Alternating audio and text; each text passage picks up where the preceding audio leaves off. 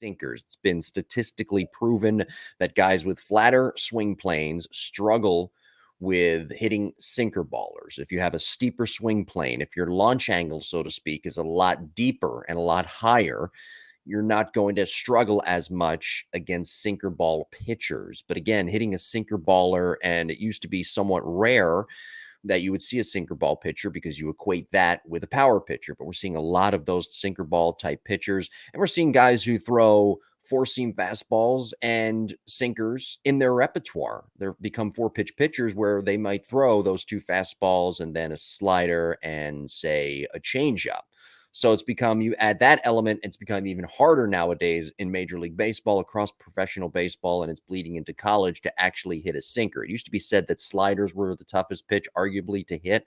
I think that's becoming the sinker at this point, with the guys who throw as hard as they do with the amount of movement that the sinker may have, both vertically and horizontally.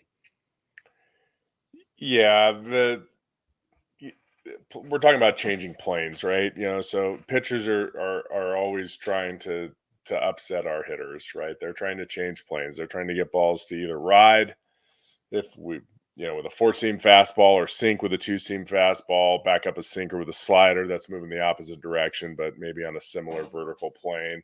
Softball does the same thing. They have pitchers that throw primarily drops, right? And that ball's just, it's heavy, it's tumbling, it's at the knees, it's really hard to elevate.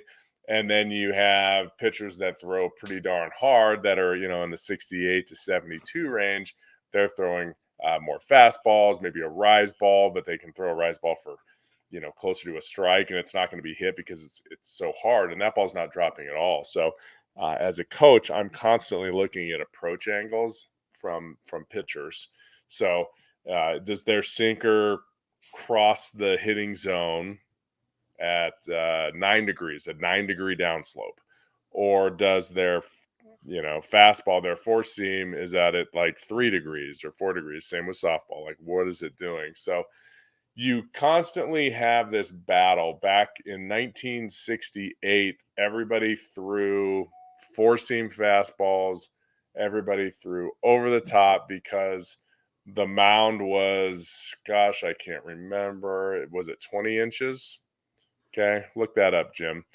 The mound was, in 1969, they lowered the mound, right? So I don't know what it was before, but that's what it is now. So what happened was, everybody threw overhand. They were on a higher mound.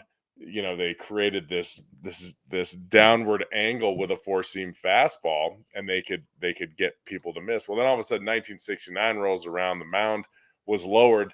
Now that 5 inches. It was lowered 5 inches. It was lowered 5 inches Because the That's full huge. season record low of 237, the batting average, was set in 1968. So baseball officials said that we need to lower the mound 5 inches in 1969.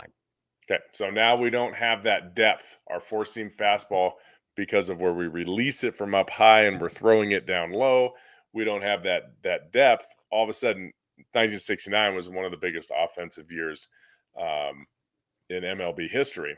Okay, so then what happens? Well, then we kind of cruise through a few years, and then pitchers figure out, damn, that pitch isn't working. We got to start throwing sinkers and sliders.